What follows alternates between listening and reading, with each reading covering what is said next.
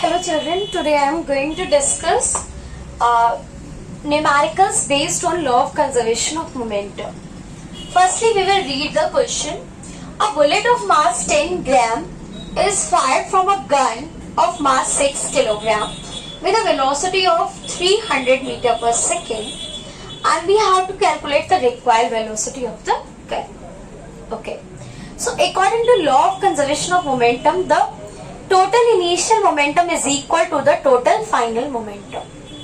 So actually, if we are discussing about the initial momentum of the gun and the bullet, then their initial momentum were zero. Q, because both were at rest.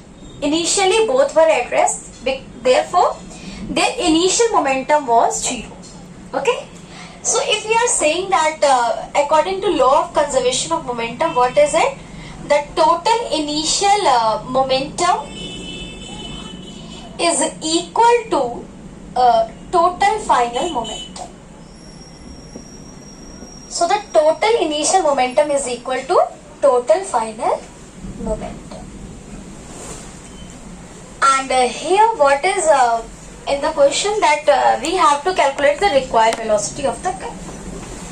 So total initial momentum means the momentum of the gun as well as the momentum of the bullet, and we are already aware that their total momentum is zero because both are at rest. So if they are at rest, their velocity will be zero, and we know that the momentum is equal to mass into velocity. If the velocity is zero, so the mass momentum will also be zero. So for initial condition, the momentum of the bullet as well as the momentum of the gun both will be zero because both were at rest. Now we are discussing about their final momentum. Suppose that the final velocity of the gun is capital V and its mass is capital M. So the momentum of the gun will be capital M into capital V. Suppose, and what about the bullet?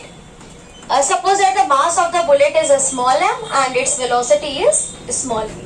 So we have just considered the mass of the bullet is small m and its velocity is small v, and the mass of the gun is capital M and its required velocity is capital V. So here we can, if we will bring it left side, so m into small v is equal to capital.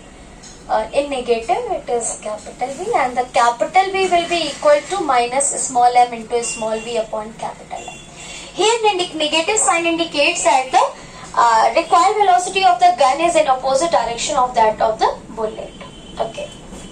So we can calculate the required velocity of the gun if the mass of the gun, mass of the bullet are given, and also the velocity of the bullet is given. So we can calculate its required velocity. Okay, so actually finally if in with this expression we can say that the moment after finding the momentum here, what is this? Small m into small v means momentum of bullet, and what is this? That is capital M into capital V is a momentum of gun. So we can say that the momentum of bullet is equal to the momentum of gun after firing. Okay. So now just put the values. Here the mass of the bullet is given, that is 10 gram. So small mass of the bullet is what? Small m. Small m is equal to 10 gram. So firstly convert it into kilogram so that it will be 10 upon 1000 kilogram. It means that the 1 upon 100 kilogram. That is the mass of the bullet. Okay. So the mass of the bullet is 1 upon 100. What will be the momentum? That is a small m into a small v is equal to capital M into capital V. Mass of the bullet is 1 upon 100 and its velocity, what is the velocity of the bullet? That is 300 meter per second. And what is the mass of the gun?